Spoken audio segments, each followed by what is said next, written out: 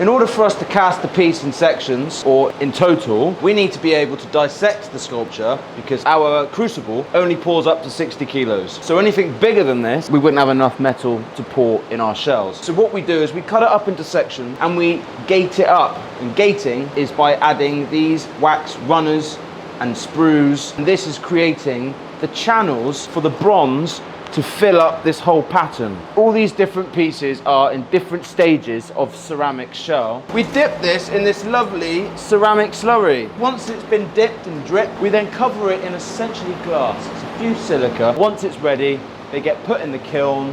They get fired to about 900 degrees, and then the wax melts away, leaving you with a hollow ceramic mold. Then our furnace gets lit up. Bronze gets to about 1100 degrees. Shells are then get preheated to about 800-900 degrees, and then our bronze then pours into the shells, and then you bash the ceramic off, and then hopefully you're left with a bronze sculpture.